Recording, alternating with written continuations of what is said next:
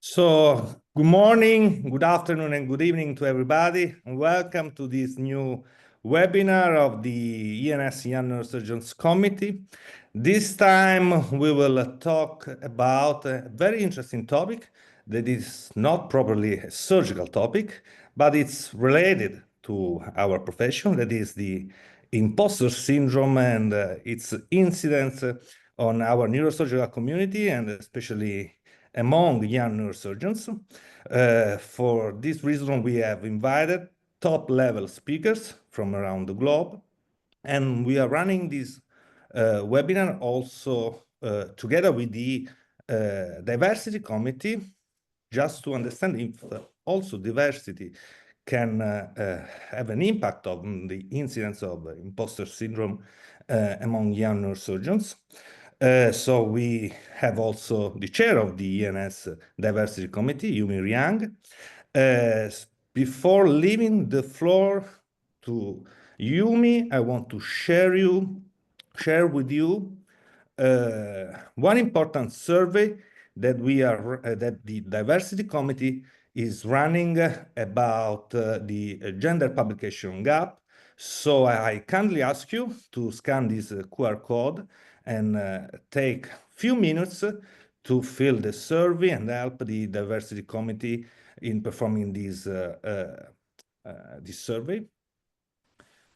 And now I think we can start with the webinar. So Yumi, if you want to say a few words at the beginning. Yes, just a few words from me. Welcome. I'm the chair of the Diversity Committee. I'm very honored that I'm allowed to take part in this very important webinar. As we know, especially female neurosurgeons or females in general have issues with imposter syndrome. So it's a really important issue that we need to shed more light on. So I'm really happy to be joining this webinar. Thank you, Giovanni. And please take part in the gender publication gap survey. Thank you, Yumi. I'm sure that our audience will participate to the survey. So now we can start. And I would like to introduce the first speaker, who is Ismail Zayed from the hospital in Lugano, Switzerland. He will present the result of a survey about the incidence of imposter syndrome that the Young Neurosurgeons Committee has performed last year and published on brain and spine. So we will share with us the results of this survey. So please, Ismail, the stage is yours. Okay, good morning to everyone. Let me see, I'm sharing right now my screen. Do you see it? Okay, perfect. Yes. So, good morning. I would like to start by thanking Giovanni for the organization of this webinar. I think it can be a very interesting topic. So, let me see why it's not working. Okay, I don't have anything particular to disclose. And let me start with the small premises.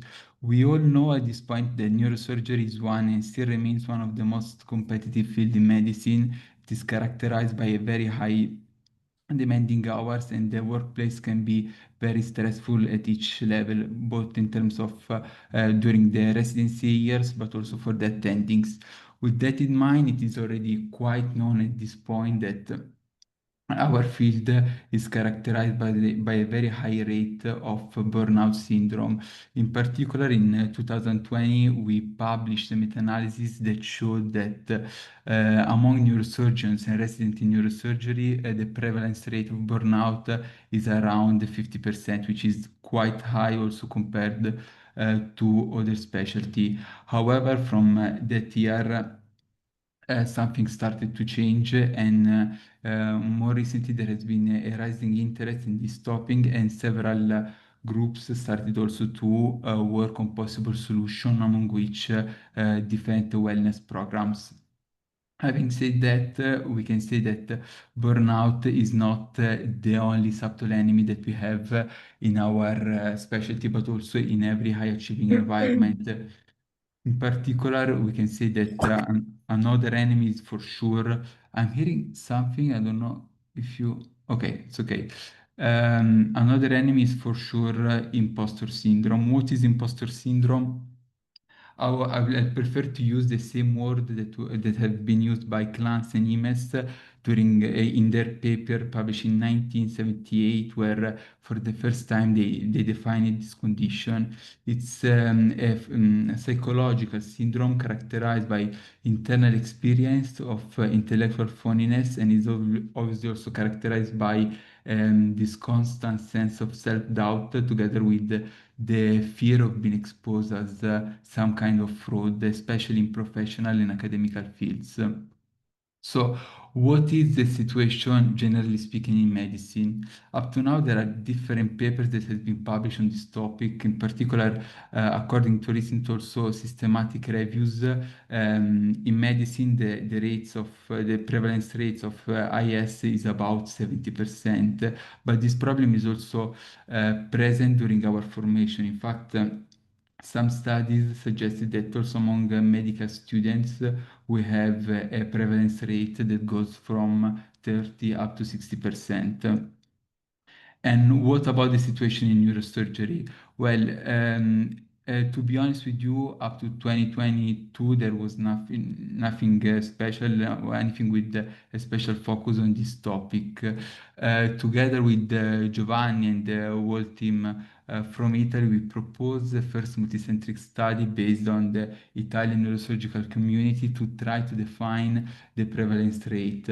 As you can see also from this table, the prevalence was worryingly high, at around 81%, with also different factors that are that seems to be related to this condition, in particular gender, level of education, but also academic achievement and the hours worked in the hospital.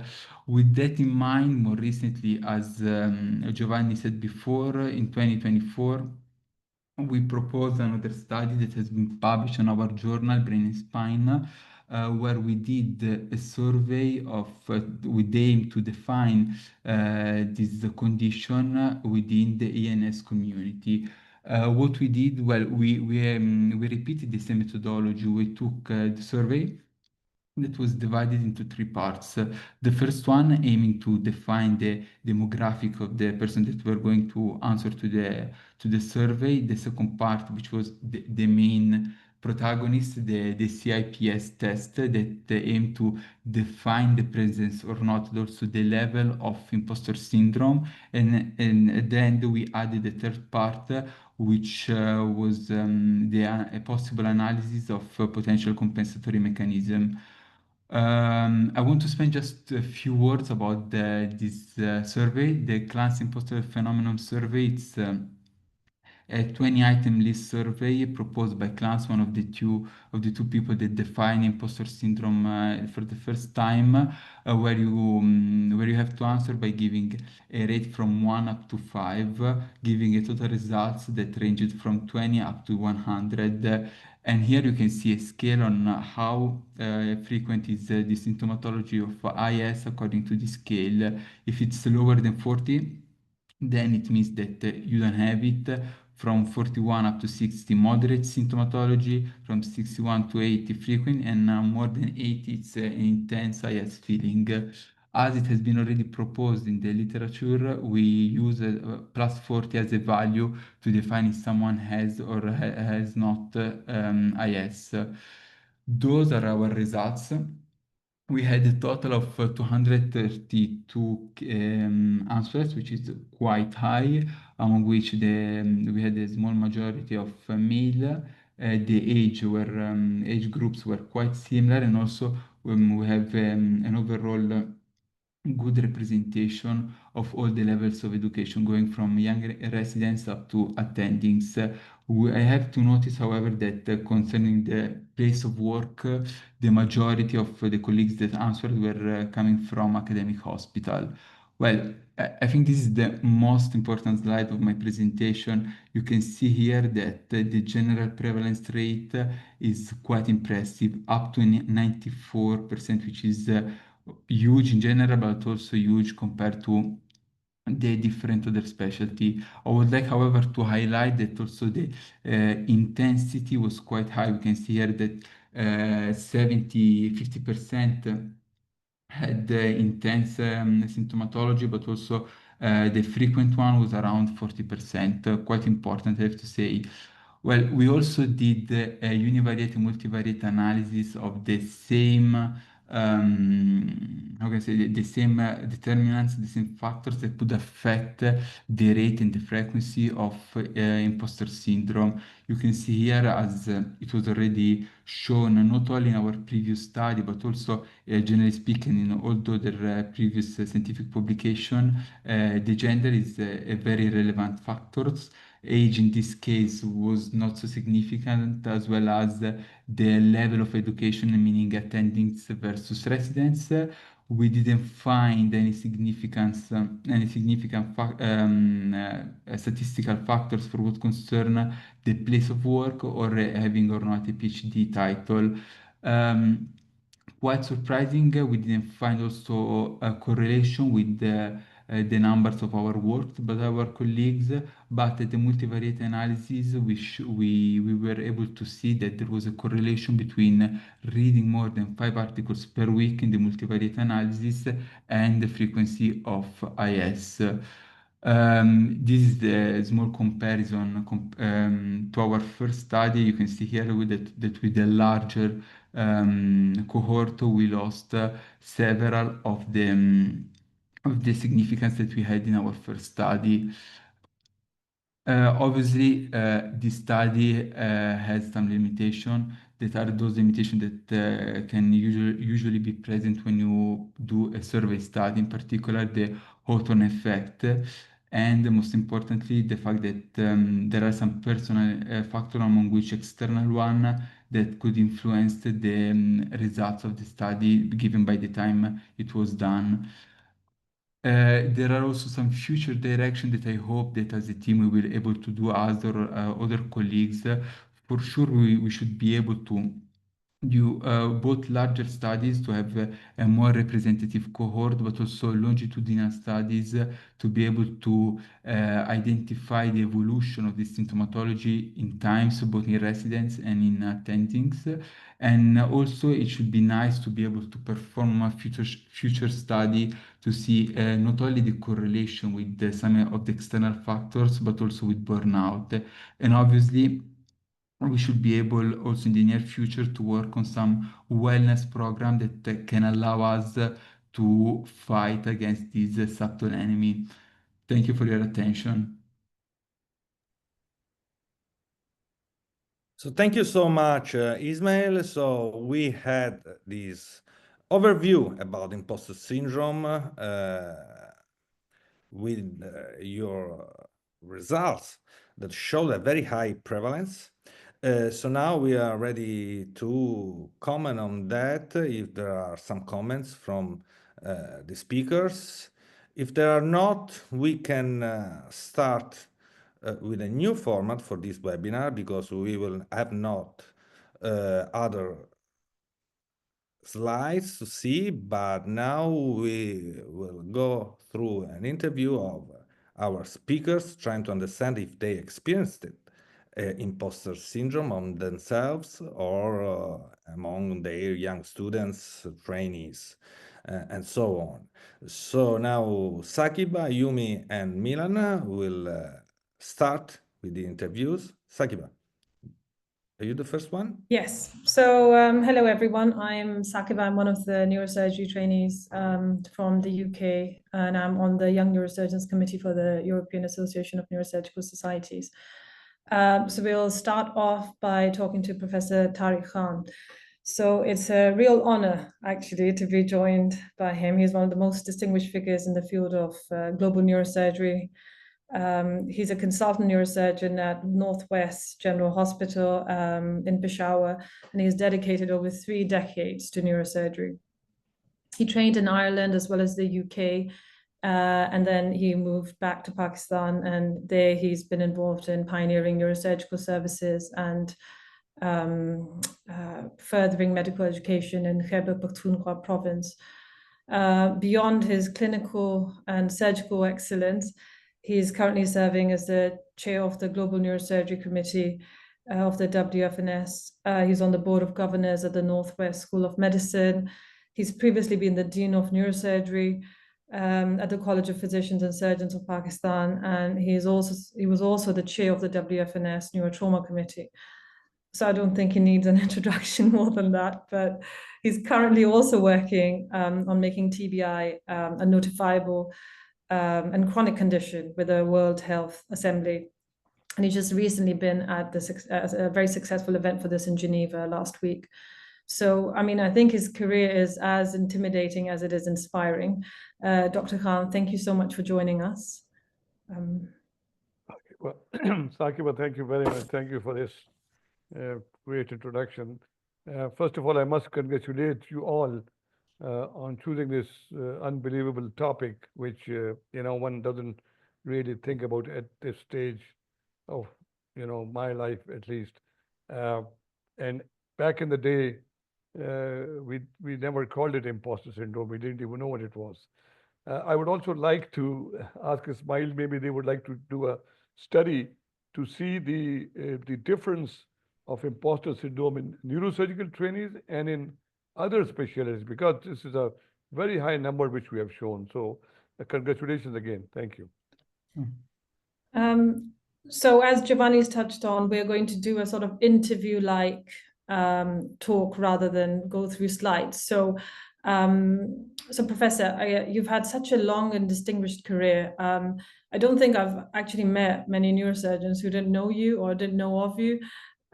So I'm curious, were there ever moments when you were younger, less experienced, that you felt like you didn't belong or that you didn't deserve where you were? Did you ever have those feelings of imposter syndrome? Yes, of course. But that was called feeling inadequate, feeling not up to it, and especially for somebody coming from Pakistan at that time and going to Europe. There was no internet. One didn't know the difference between, there was no social media. One didn't know the difference between the different countries regarding the health. Of course, definitely. And it could become very intimidating. You would at times feel like, just running away. But I was lucky that some of my consultants were very nice, very kind, and I was able to share my thoughts with them. And I think that was very helpful for me. Thank you.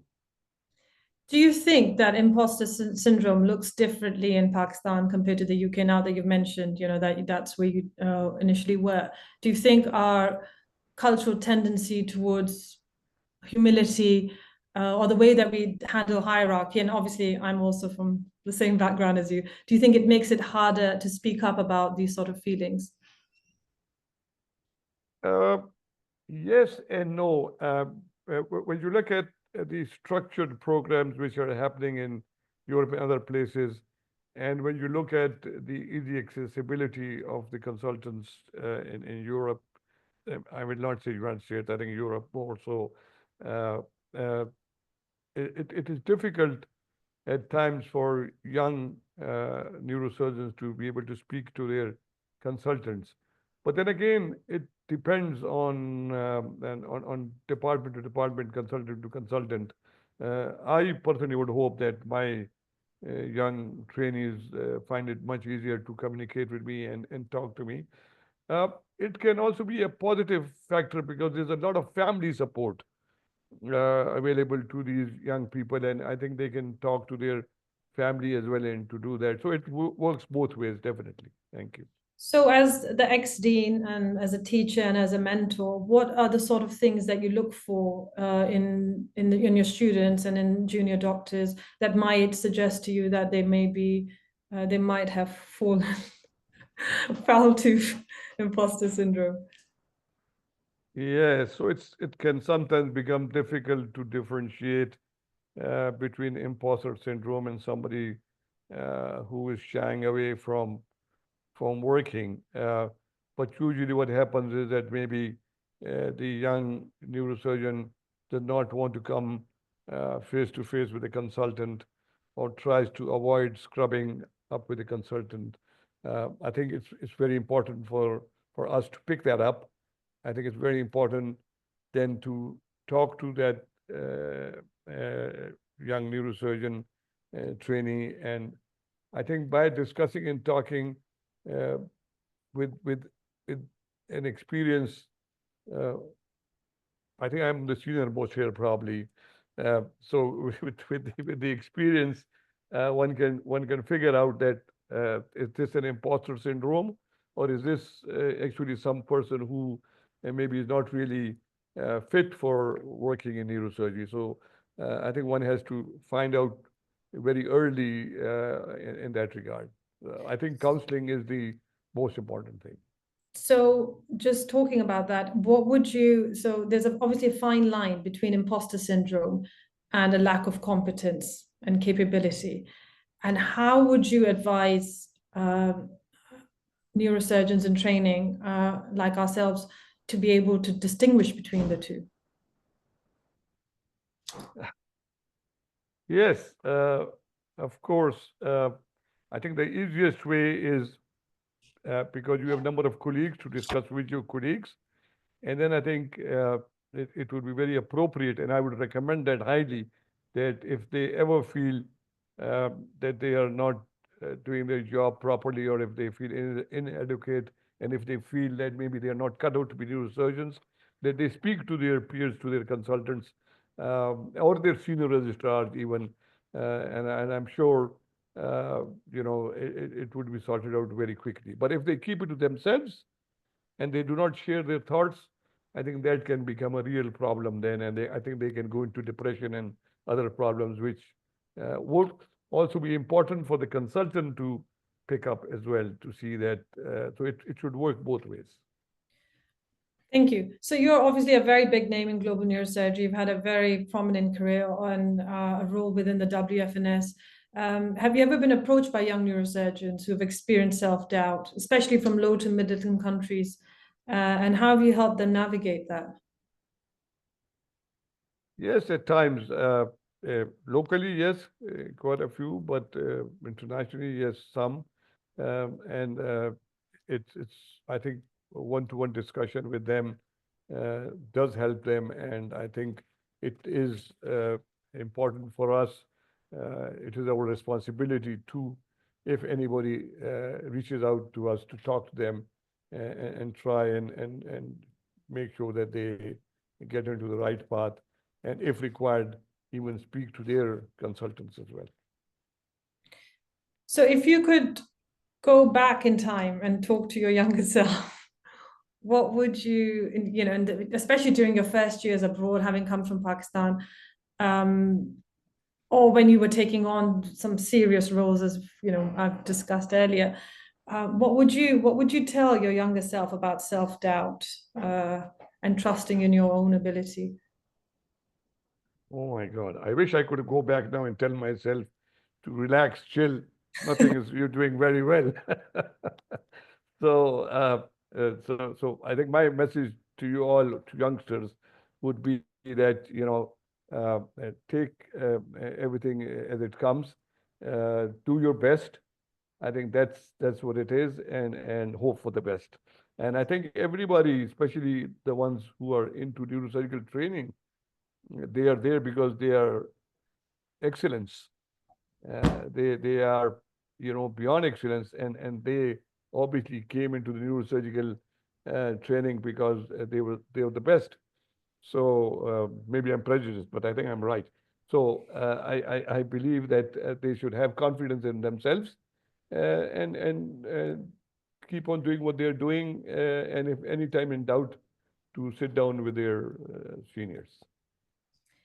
Just to finish up, can I just ask, is imposter syndrome something that we have to live with, like, I guess, a prolonged flu or long COVID, or is this something that is like a chronic disease that will stay with us for the entirety of our career? Do you, for example, now ever have times when you feel,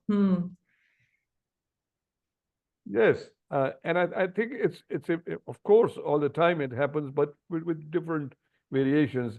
And I think at this age it is important to share it with your youngsters, your juniors.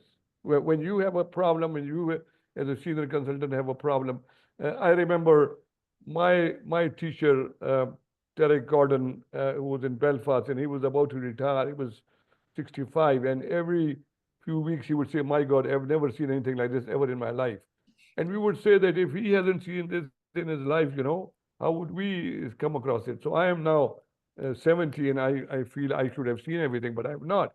And if I have problems, and if I have complications, and if I have doubts, I can talk to my juniors, and I should talk to my juniors, and I do talk to my juniors.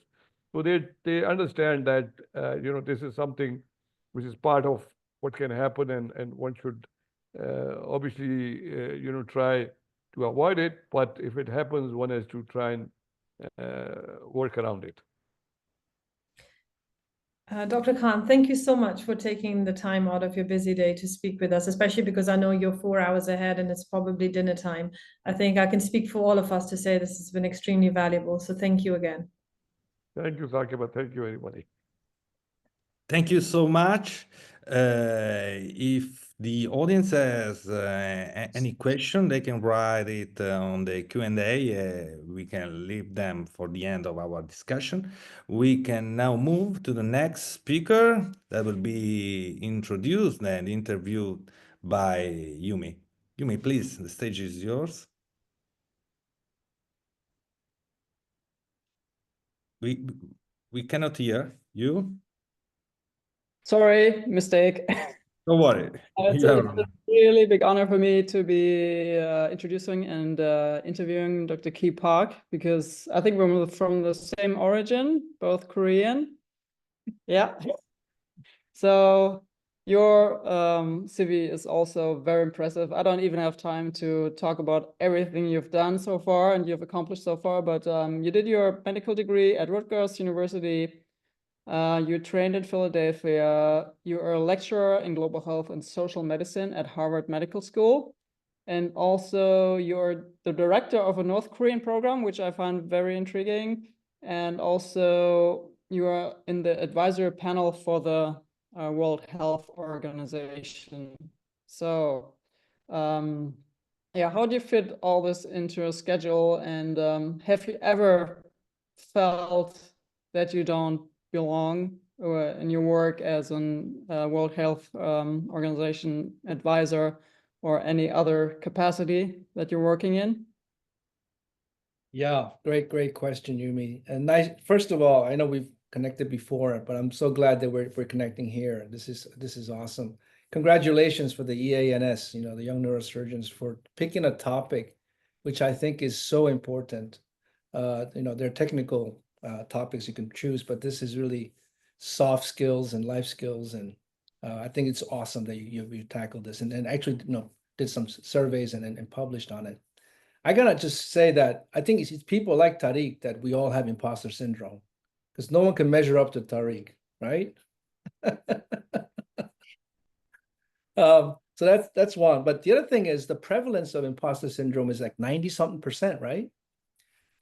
Doesn't that make it normal? And it's the other 6% that's abnormal. Maybe that the other 6% are the narcissistic people and the 94% are the normal people. I don't know. I have to, put a little question mark there. But we are talking about imposter syndrome. And Yumi, to your question, do I feel it? Every day, all the time. It doesn't get better as you get older. It's something that I feel like, oh, am I up for this? Why me? Absolutely. That's very encouraging. So especially with your Korean background, I mean, my experience was maybe you have the same experience with my parents. I mean, Korean parents are very particular about education and about assimilation in a foreign country, and also being like worth the same as the people that are native to the country that you're living in. So did that in any sort happen to you, and did that influence your life and your career choices in any way? Wow, we must have had same parents, but I don't think it's unique to just Korean parents. Maybe it's fairly common that parents expect us to do more, and they have different ways of getting us motivated. So, we moved to US when I was 10. And I remember my mom saying to me in Korean that we're never going to be as good as Americans, even though we're going to become Americans, or we're immigrants, right? We're never going to be good as, Americans. So we have to work twice as hard to be as good as them, right? So that instilled in me this idea that I have to, work really hard just to be able to measure up to them. And I, in some ways, that was helpful in terms of motivating me to study hard and all that, but it killed my self-confidence. It killed my sense of self-worth and where I belong in society. And it took me a long time. And I think, parents, although they might be well-intentioned, they could contribute to, imposter syndrome. Yeah, we probably really have the same parents. So do you see any positive effects on imposter syndrome? Or do you think it's a totally negative thing that we really should try to get rid of and educate more, especially among the neurosurgical community? For sure, there are benefits. A certain amount of self-doubt and humility is actually very healthy, right? It makes us become better at what we're doing, maybe go an extra yard or study harder, that kind of stuff. But excessive self-doubt to the point where we have generalized anxiety, or we fail to achieve the full potential that we meant to achieve because we doubt ourselves, that's pathological, right? So we have to be able to recognize when that's in play. I'm so glad that we have a name for it now. Before, I think Tariq was saying, I didn't know what it was called. But once you give it a name, some of the power goes away. So you get in contact and you mentor a lot of young doctors all over the world, especially you were very active in Cambodia and Ethiopia. Or did you ever even have contact to North Korean doctors? And what do you tell them if they approach you with their feeling of not measure up to the tasks that they're opposed to? That's interesting, the comparison. I was thinking as you were asking, the North Koreans will never admit that they have doubts. I think it's instilled in their thinking, and they're taught you can do anything. They have this sort of a philosophy of self-reliance. But even in other countries where I work, Ethiopia and Cambodia, I don't think anyone's really come up to me and say, "Hey, Kee, I really question my role here."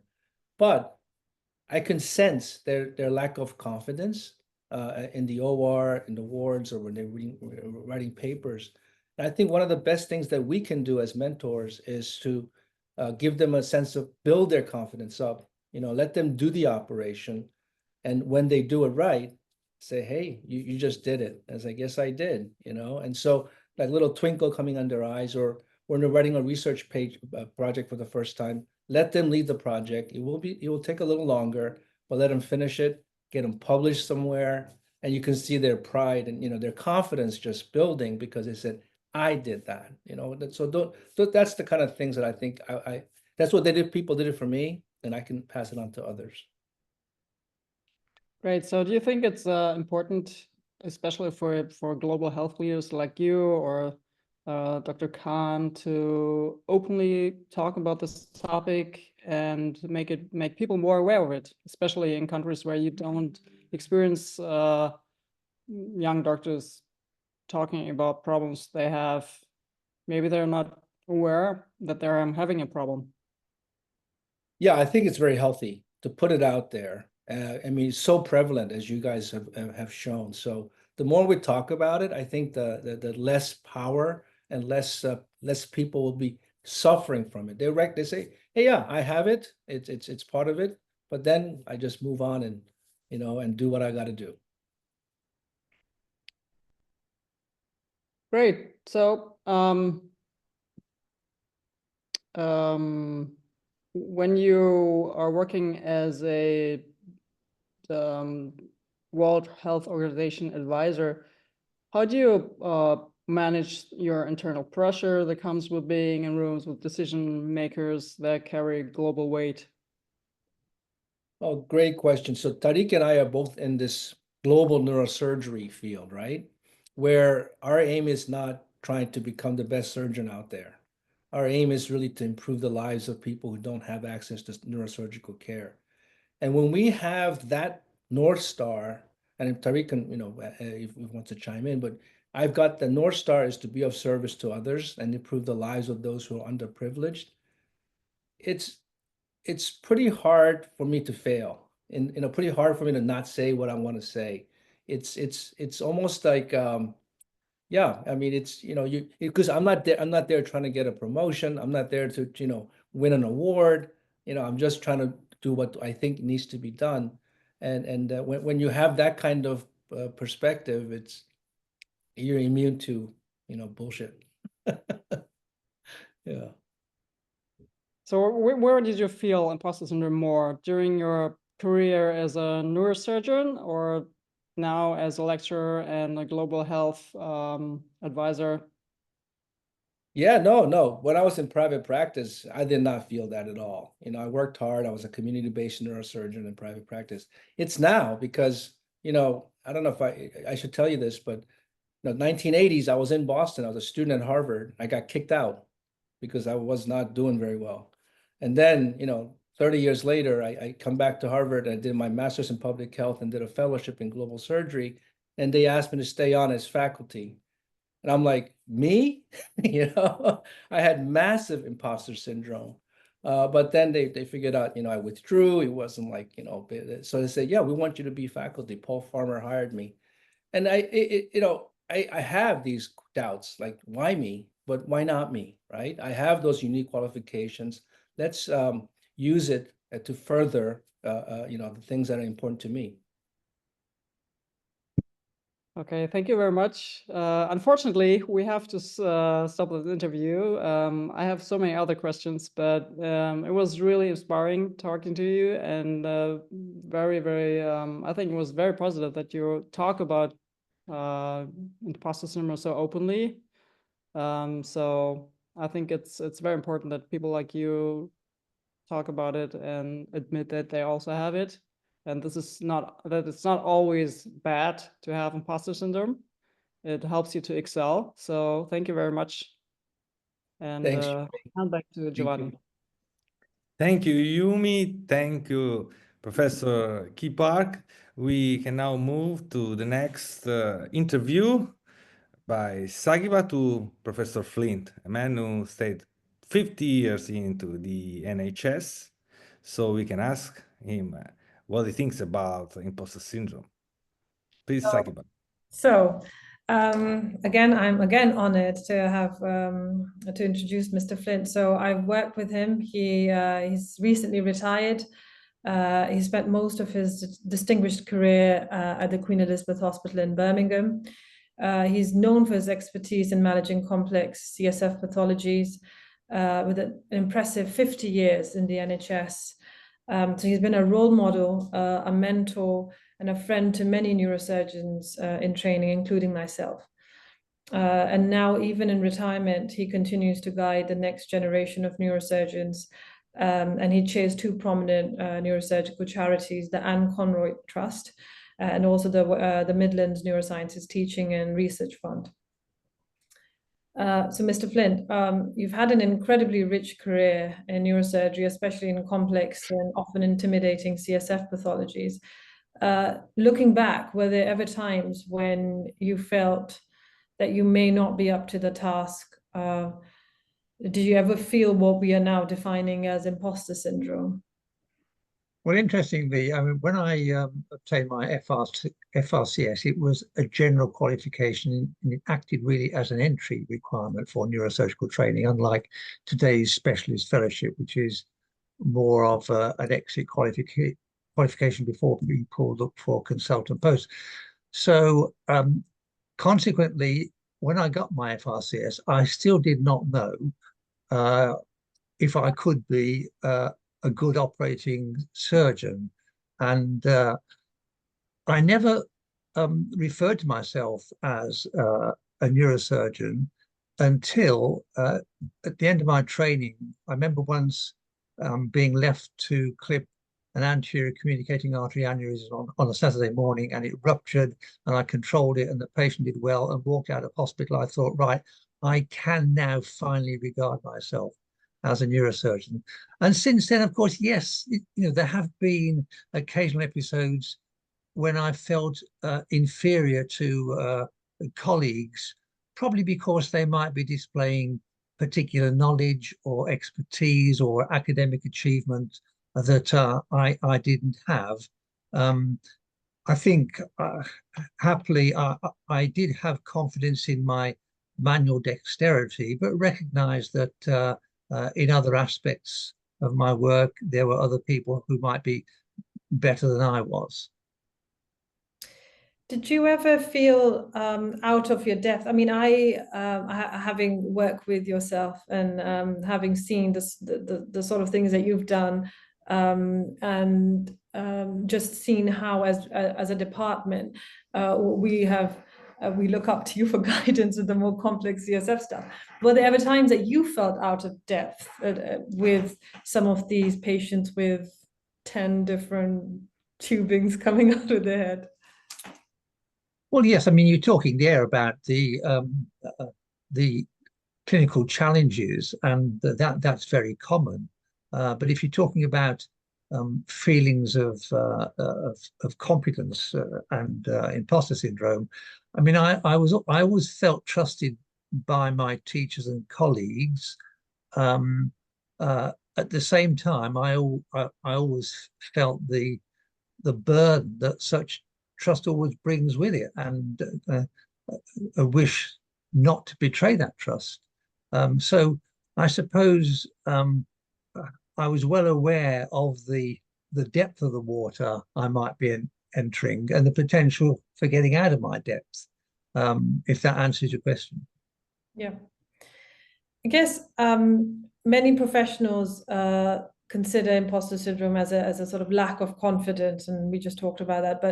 But some of the most competent surgeons that I've met actually have said that it has made them more meticulous about their work, made them think a bit longer before they tackle a case, for example.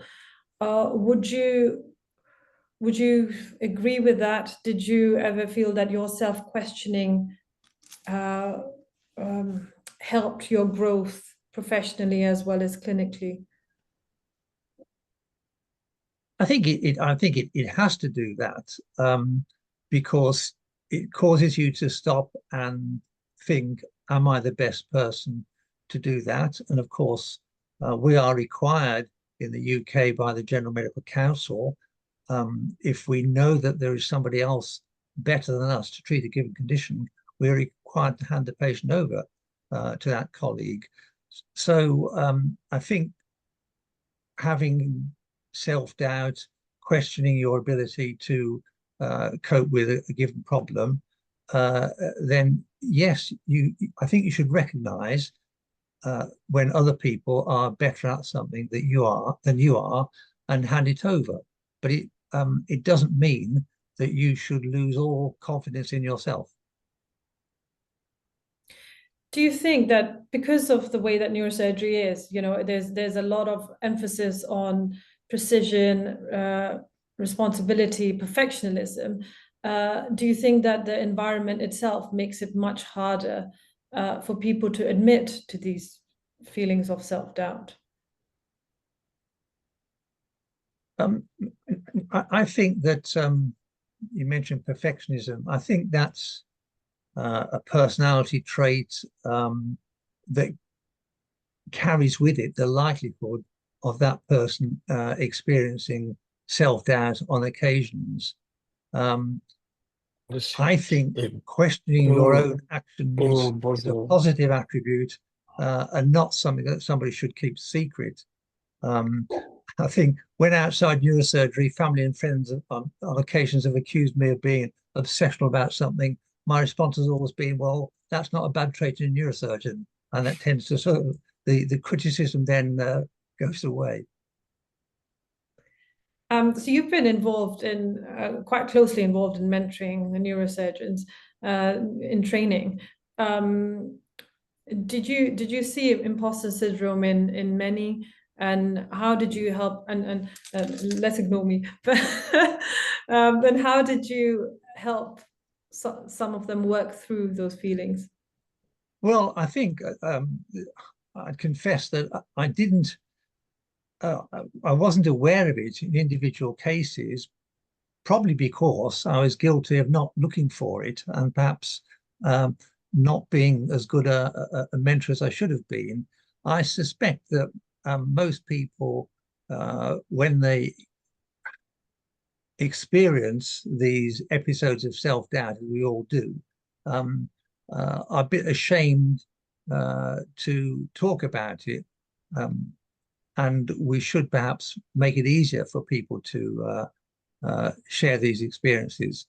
So again, I confess that I'm not aware of any individual who was suffering from it. And yes, listening to what I've heard today and thinking about it, clearly, most of them must have, so must have experienced it. So perhaps I owe apologies to people for not having noticed it and not having raised it and said, you know, are you okay? Do you want to talk about something? So that's, I'm afraid, going to be one of my deficiencies. So in your experience, do you think gender and medical hierarchy play a role in how people might experience imposter syndrome? Do you think some people might be more hesitant to speak up than others? Well, in terms of medical hierarchy, I mean, the generation who taught me were generally reasonable people, flexible in their attitudes, although according to their accounts, some of their teachers were much less like that, more rigid and traditionally, you know, godlike figures. I know that some of my teachers did experience self-doubt and they admitted it, and I admired them for it. Others, I suspect, would have kept such experiences and self-doubts to themselves. People obviously differ. You mentioned gender. Again, when I started, female neurosurgeons were a bit of a sort of curiosity, and happily now we have many more female neurosurgeons than when I started. I can't say that I've noticed any signs of inferiority complexes amongst female colleagues as compared to male colleagues. Okay, so now you're leading two medical charities. Have you seen it surface in other areas other than neurosurgery? So amongst any other healthcare professionals that you might have worked with, researchers, or even patient advocates, because I know with the Anne Conroy Trust, you've done a lot of work. I mean, no, I don't think I have. And that, again, partly because I've not looked for it. I think it's most likely because victims, if that's the right word, will probably keep these experiences to themselves, or at least would have done so in the past. One thing I have learned is that nurses and other healthcare professionals work in very different ways, as do doctors and surgeons. But I suspect that in their fields, they may be equally prone to experiencing, you know, periods of self-doubt. The imposter syndrome it's unlikely to impact upon charity work. Most trustees are more senior members of society. They will be well established in their careers. They'll know themselves, they'll know their capabilities. And again, being a charity trustee does not involve the same sort of challenges and stresses that accompany the way anybody has to earn his or her living, and certainly won't compare with operating on somebody's brain or spinal cord.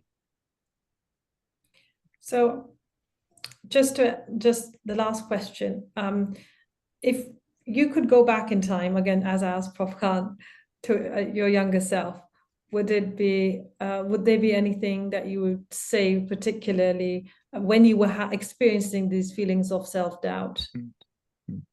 Yes, thank you. I think the important message is that you're working in a profession that's populated by some exceptionally intelligent and very capable people.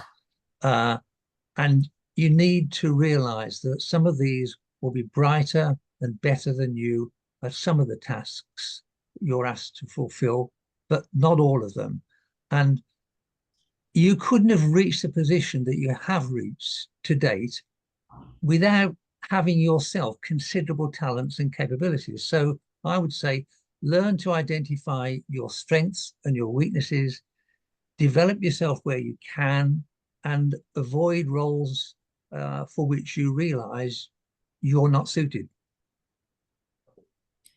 Thank you very much, Mr. Flint, for that. That was extremely useful. Thank you very much again for taking Thank you. out. I'm sure you have better things to do the week after your retirement than speak to us. So there's a bit of a change because Miss Albanese will not be joining us. I think she got the date wrong. So I will hand over to Milan, who will be actually speaking to a speaker no less, I guess, prestigious in the field of neurosurgery, which is Yumi. So I'll hand over to Milan. So, thank you, Sakiba. I am Milan Lepic from Serbia, Belgrade, and I am also a member of the Young Neurosurgery for some time now already. And since Professor Erminia Albanese was not available, we just came up with an idea to invite Yumi Ryang, the only woman of our faculty, to join us for an interview. As she's, but she declared that she doesn't have imposter syndrome, but we'll try to figure out something. So Professor Yumi Ryang is a board-certified neurosurgeon with extensive clinical and academic experience. She did her residency in Aachen and finished in 2005. I'm coming up with this information from just now, so sorry if I make some mistakes. Then she switched to Department of Neurosurgery in Klinikum Rex de Rissar in University of Munich, and she was there since 2010 to 2018. And ultimately, she has become head of the Department of Neurosurgery and Spine in Helios Clinic in Berlin in 2019. So she is actually very involved in the neurosurgical and spine societies. She serves on boards of many both professional and educational bodies of all worldwide German, European neurosurgical and spine societies. But what is very important is that she is chair of EANS Diversity Task Force, EU Spine Women in Spine Task Force, and the DGNC, which is the German Society of Neurosurgery, and their Women and Diversity Commission. So she's probably very good person to talk about imposter syndrome, especially in perspective of a woman. So thank you for joining us as a speaker as well. So since you declared that you have not had imposter syndrome, my first question would be, since you are actively involved in education and training of youngers, do you see imposter syndrome among students, trainees, especially among young women? Did any one of them ask you for advice, help, approach you for this? Milan, this is a very good question. To be honest, my experience is usually quite the opposite, especially with young students and also some young residents, that sometimes I have the feeling they are too confident or overconfident as opposed to their competence as a neurosurgeon. And sometimes, to be honest, I would wish, not that they have imposter syndrome, but that they're maybe a little bit more insightful or more self-reflective on what they're capabilities are and where they could work on themselves with concern to surgical skills, and especially when performing surgeries. I always tell them if they're allowed to do a surgery, they should be able to inform the patient correctly about the indications and the surgical risks, and also be really prepared for the surgery, to know the patient, to know all the steps they have to do, to have a plan B if something happens. And what I experience is oftentimes, not all of them, but oftentimes they go into the OR, they don't know the patient, they don't know what to do, they don't even know how to position the patient, have no clue where to do the skin incision. And I think this is, in that cases, I think imposter syndrome would maybe help to make them better surgeons. But I mean, I was kidding. I mean, when Sakiba and Giovanni asked me to join this webinar, I really told them, yeah, I don't have some imposter syndrome. I'm not, what should I do in this webinar? But the longer I listen to all these great speakers, and of course, I mean, all the speakers are much more educated and excelled much more than me. So right now, I really truly feel imposter syndrome. That would be the second question, actually. That would be the second really question, don't know since you what I'm introduced doing that properly. Yeah, so definitely, so you should have experienced something of that, especially since the study showed that almost every neurosurgeon and trainee feel some kind of imposter syndrome. Probably you should call it syndrome if someone is seeking help for it, but everybody feels some part of it, and then the study showed that it's really existing. And did you actually have the feeling that you weren't good enough and that you are feeling like an imposter in an operating theater? Yes, to be honest, I shouldn't admit to that, but if I'm planned, or I planned myself for a big surgery, like difficult surgery, I feel it every morning before I go to the surgery. I'm always like, oh, am I good enough? Did I prepare enough? Can I really do it? Why am I doing it? Why did I decide to do it? And if the surgery goes well, I feel really good. And then imposter syndrome becomes small, but every time I go into a difficult surgery, I feel it. I always feel like, maybe I'm not the right person to do it. And what happens if something goes wrong? Then maybe this decision was really not the best. So yeah, I feel it. Definitely. And what do you think? How do you feel about women in general? Is there like need, because this is generally more male specialty? How do you feel? Do women have to work harder? Do they come to these doubts more often, or what happens with women? You should know. Yeah, I mean, Do you think it's different? Obviously, women suffer from imposter syndrome more than men. Yeah, it's a big problem. Yeah, what can you do about it? I mean, it's I think what you can do for yourself is to really educate yourself, be prepared to do whatever you can, and then, yeah, maybe talk about it to your superiors if they feel the same way about it, or if you're really wrong about how you feel you're performing, just to get feedback, and that might help to overcome imposter syndrome.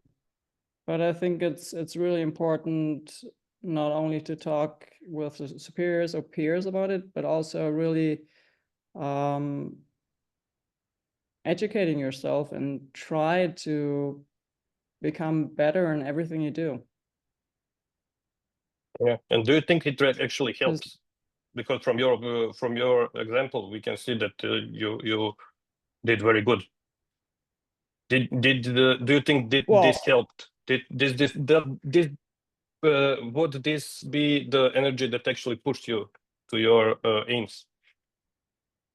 Well, the energy that pushed me was my parents, who always told me that I'm not enough, and that I have to be better than everybody else. And especially as a Korean with a migratory background in Germany, that was really, really difficult for me as a child, because in the beginning I sort of believed what my parents told me, and then I really had to learn it's not true.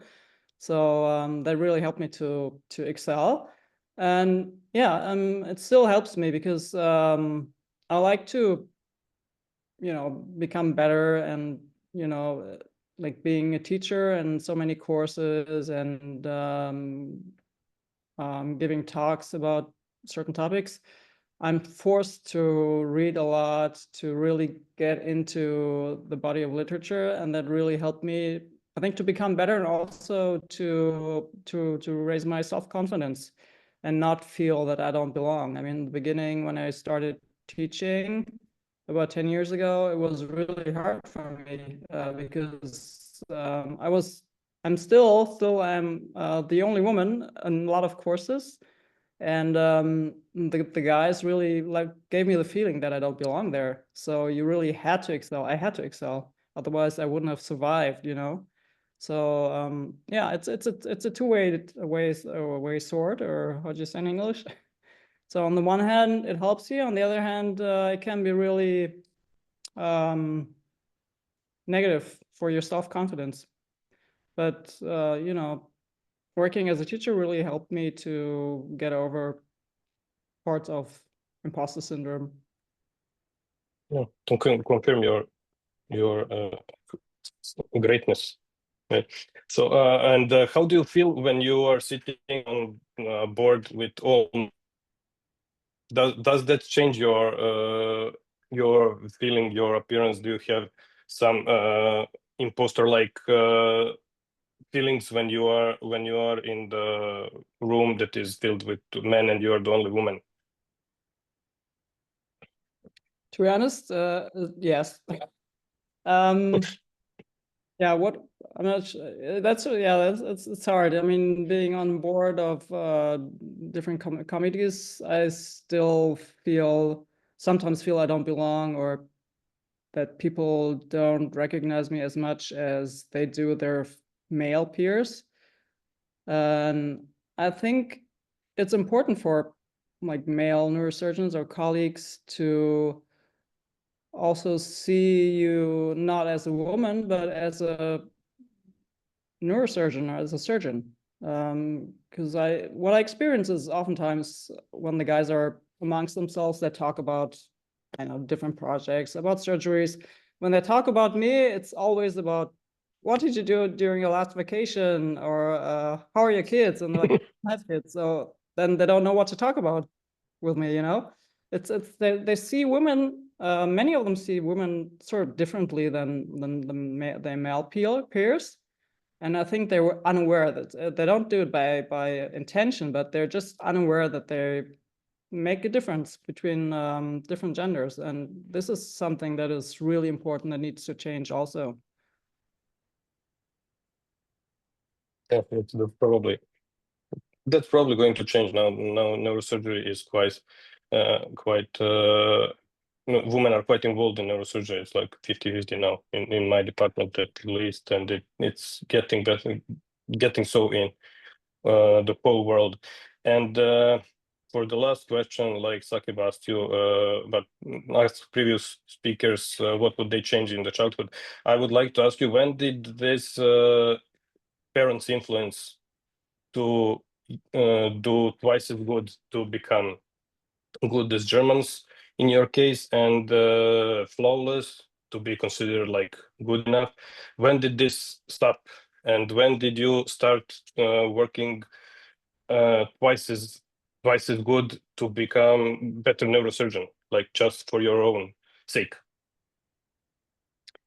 Well, I mean, that's a good question. I mean, I was really bad at school, even though my parents always asked me to excel. I didn't do it.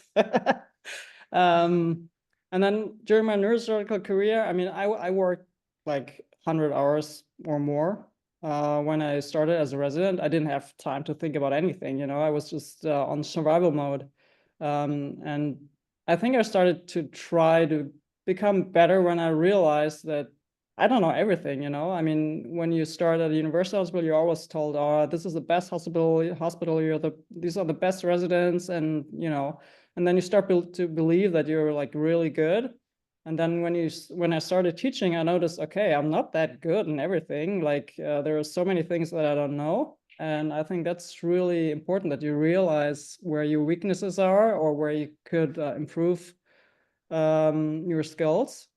And yeah, this is when I started teaching, I think I became a much better surgeon and also better teacher.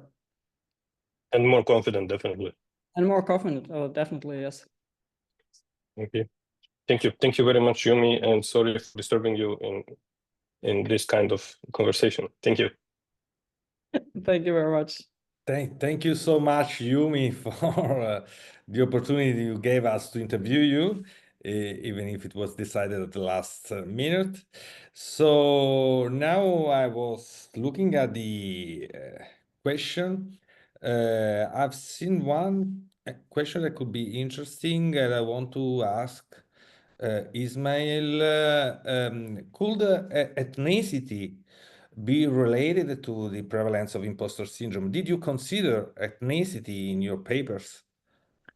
Well, in the first two papers, it was not done for several reasons. First of all, the first one it was based in Italy, where we have, at least in neurosurgical academical field, I think 99% of the population is Caucasian. Similarly, for the second paper, it was not done, but the idea would be to advance on this type of work and to include both ethnicity and see, as I told in my last slide, also some other external factors that can affect the rate. By the way, I personally think that cultural background can affect the imposter syndrome. Also, going back to the thoughts of Professor Park, Dr. Yumi, I totally agree on their position. I think that family background, cultural background can really affect how you see your position in your professional life. Thank you, Ismail. Is there any comment on that from the speakers or the moderator? No? So I will have my last conclusive question. So in the end, this is for all speakers and moderators. In the end, do you think imposter syndrome is much more related to the personal habit of people, or is much related to the environment in which we work, so to neurosurgery? What do you think, Ismail, and also the other speakers? Well, for sure, it's a multifactorial issue. It's not only about yourself, but also the environment in you're in. Neurosurgery, as one of my mentors usually used to tell me, has the la crème de la crème of doctors. So you work every day with some of the best physician, best doctors, people that sometimes are very competitive. And when you see those people, or that can be residents, but also attendings or even your mentors, you see excellence every day. You ask yourself, am I in the right place? And sometimes you never have an answer to that question. I don't know, what do you think about it? What about the other speakers? Professor Kee Park, Professor Flint, Professor Tariq Khan? I mean, neurosurgery is sort of a unique profession, isn't it? We attract the worst and the best, right? And we have a lot of pathologies. So you're in a pressure cooker to begin with. And then we're dealing with very serious life and death issues. But that said, I mean, someone has to do neurosurgery, and why not us? And we have really excellent training programs. And the surgeons that we put out, I mean, by and large, are highly qualified and capable. And I'm proud to say that I'm a member of the neurosurgical profession. I just think it's important for all of us not to focus on our deficits and things that are problematic in terms of how we can be fully functional. but it's a journey inward for each person. It was for me to look at, am I the barrier? Am I the one that's actually creating some of these things? And then recognizing it and then deciding to move on. Get yourself these power glasses like Yumi. I love those glasses, Take up some space and get it, like let's take up a space that we all deserve. Thank you so much. Can I ask a question just there? Yeah. Actually, to Dr. Park. We're talking about, you said that, this self-improvement and actually telling yourself all these things.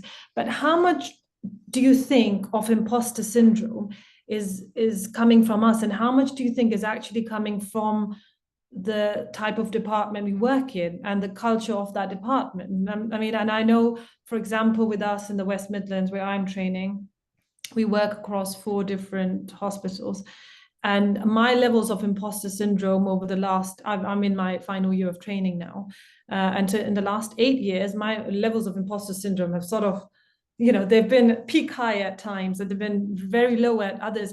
And I don't think it's been just because of my competence or my mental health generally at the time. I think there's an element of where you are allowed to flourish, where you are given positive feedback from your seniors, where you are allowed to feel like you are making a positive contribution to the team, and able to do that within, as Yumi said, working a 100-hour week probably is not going to help with that either. But so how much do you think is actually our own personalities and the kind of people that neurosurgery attracts, and how much is it actually, how much do you think we as a society of neurosurgeons can contribute to reducing these levels of imposter syndrome for the future generations? So that was a question to me, Sakiba? Yes. Yeah, so I think they're both. We all have different levels of susceptibilities, I think, whether it's cultural or parenting or whatever you want to, say. But then we also have an environment where, like you just said, some departments or even some consultants, they're different, right? I've had faculty that literally questioned me from the moment I walked in the OR, and like my confidence was just like shot from that instant. Or I've had another faculty that, attending, that would just say, "Attaboy, attaboy." It was like a coach in a baseball team. So it all depends on who that is. But ultimately, I think we have to become resilient, right? We have to recognize that as the other person's pathologies, and we, proudly take up our space. Yeah. Can I also say something relating to your question? There was something I heard from some smart guy about these things. When you go to the elementary school, you are usually very smart and you are the best in your elementary school. And probably all of us have been so during that times. And then you go to high school, it's getting like more competitive. Then you go to university, and suddenly in university, the majority are the best students. And then you go to neurosurgery, and in neurosurgery, it's getting even worse. So everybody is super good. Then all these super good people are very competitive, and everything gets very complicated. And if you learn this thing in the beginning, you should go through life much better, and your expectations would be much better, because you were best there, okay, but now you're coming to the community of the people, and it's getting much harder, and you need to devote much more to that topic and to that specialty. How would you call it anyways? Yes, Professor Flint, please. I was just wondering, listening to what everybody has said, why should we want to suppress this trait in anybody? And I agree with Professor Park that actually it's the confident or even overconfident people who are the exception. And yes, you do sometimes see some trainees who regard themselves and describe themselves as neurosurgeons when they're first appointed to a junior post. As I mentioned, I didn't sort of have that feeling myself. And certainly I would have thought that if they continue like that, then neurosurgery will knock it out of them. I also noticed use of the word superiors. One of my teachers, the late Bernard Williams, who was always a great supporter of mine, I don't know why, I'm grateful to him, and he was a highly intelligent man, but very self-effacing, and he would certainly criticized himself a lot of the time. But I once, in conversation with him, referred to him and my other teachers as my superiors. And he came straight back at me and he said, no, he said, you don't have superiors, you have seniors, but not superiors. And that's perhaps worth saying to anybody who's expressing feelings of imposter syndrome in themselves. The other comment I wanted to make was, of course, I think medicine and neurosurgery are those sort of jobs that when you get into, it's difficult to maybe admit that maybe it's not right for you. And I recently met a lad I was at school with, well, he's a man now, like me. We were lads at school. And I said to him, are you still sort of doing quantity surveying? He said, good God, no, I got out of that. And I think many other people will change occupations during their lives. We feel a little bit locked into medicine and neurosurgery. There will be, most of us, I think, experience self-doubt, but there will be some people who I think may realize that maybe neurosurgery isn't for them, and then find a discipline that's more suited to their talents and abilities. But the fact, once again, the fact that you feel self-doubt is a good thing, and it doesn't mean you're a worthless person. Great, thank you so much, Professor Flint. I have my last question to all the speakers. Do you have any suggestion to us? How could the EANS Young Neurosurgeons Committee help our young peers to avoid the occurrence of these feelings of imposter syndrome? Can you suggest something that we can do for our colleagues? Well, I would say don't avoid it, accept it. And it's a positive trait. Make use of it.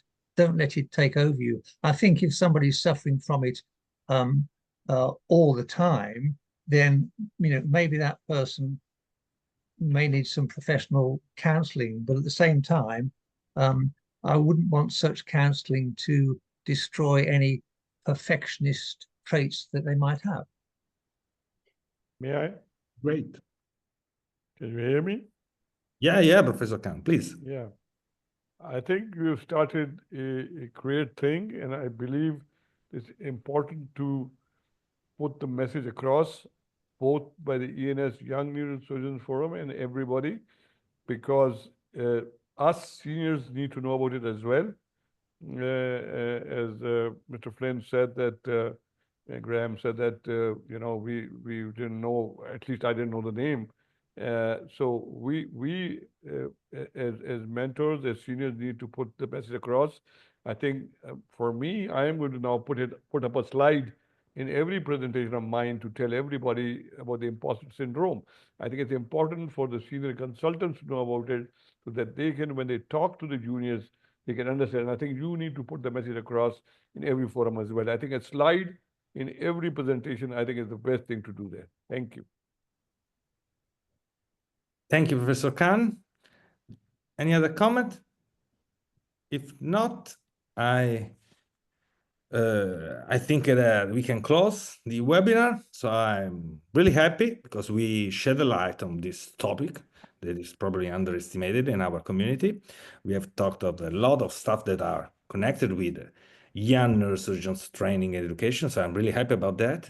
I would like to thank very much all the speakers. So thank Professor Khan. Thank you so much, Professor Kee Park. Thank you so much, Professor Flint. Thank you so much, Professor Yumi Ryang, for being not only organizer, but also moderator and speaker. Thank you to my young colleagues that helped me in the organization and moderation. So I will say hello to everybody, but first I want to remind again to all the young colleagues to scan the QR code for the survey on gender publication gap from the diversity committee. So please help us in doing this survey. And thank you again. Have a nice day. Thank you all for joining. Thank you. Bye-bye. Thank you. Bye-bye. Thank you. Thank you. Bye. Bye. Bye. Thank you.